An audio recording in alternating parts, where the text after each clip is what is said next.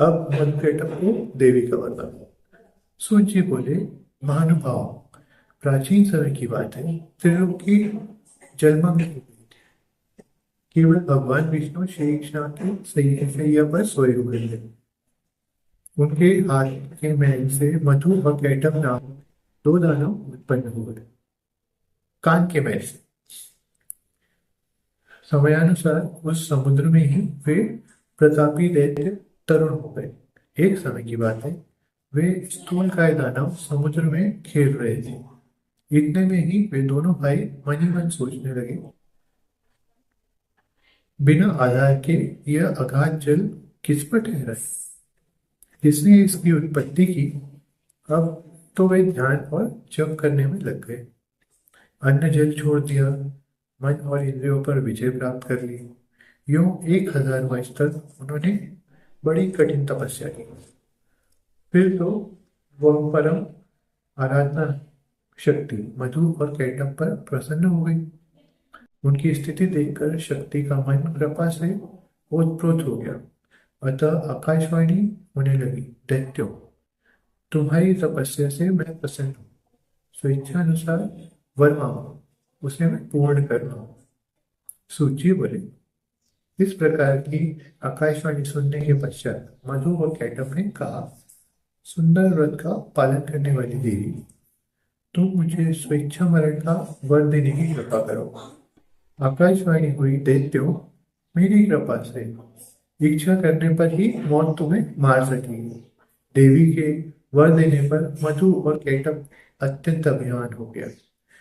द्विज द्विजवर कुछ समय के पश्चात एक दिन अनायास ही प्रजापति ब्रह्मा जी पर एक दृष्टि पड़ी। ब्रह्मा जी कमल के आसन पर विराजमान थे। मधु और कैटभ में अपार बल था। वे पितामह से कहने लगे, सुव्रत, तुम हमारे साथ युद्ध करो। उन्हें देखकर ब्रह्मा जी उपाय सोचने लगे। सभी शास्त्रों में वे पूर्ण जानकार थे। युद्ध संबंधी साम दाम दंड और भेद आदि अनेकों उपाय उनके सामने आए। सोचा, इन राक्षसों से वास्तविक कितना बल है।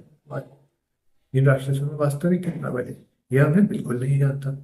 शत्रु का बल जाने बिना युद्ध में प्रवृत्त हो जाना ठीक नहीं समझा जाता। अतः अब फिर शेषनाग की शैया पर सोए हुए जो भगवान विष्णु हैं, उन्हें जगाओ। ब्रह्मा जी के स्तुति करने पर भी भगवान विष्णु की नींद नहीं टूटी। उन पर योग निद्रा का पूरा अधिकार जम चुका था। फिर तो चित्त को एकाग्र करके उन्होंने योग निद्रा की स्तुति आरंभ कर दी। ब्रह्मा जी बोले, देवी, मैं जान गया, तुम निश्चय ही इस जगत की कर स्वरूपा हो। विष्णु जी आज नींद में मग्न है। माता, तुम समस्त प्राणियों के अंतःकरण में निवास करती हो। ऐसी स्थिति में इन दानवराज मधु और कैटभ का स्वयं संहार करो। देवी, तुम संपूर्ण जगत की माता हो। सभी मनोरथ पूर्ण करना तुम्हारा स्वभाव है। सूर्य बोले, जब इस प्रकार ब्रह्मा जी ने भगवती की स्तुति की, तब तामसी निद्रा देवी भगवान विष्णु के श्री विग्रह से निकलकर बगल में खड़ी हो गई। मधु और कैटभ मधु और कैटभ के संहार के लिए ही योग निद्रा ने ऐसी कृपा की थी। फिर तो विष्णु भगवान जब अपने शरीर को हिलाने डुलाने लगे, तब उनके दर्शन करके ब्रह्मा जी आनंद विभोर हो उठे। साथ ही उन्होंने श्रीहरि की परिक्रमा परिक्रमा आरंभ कर दी।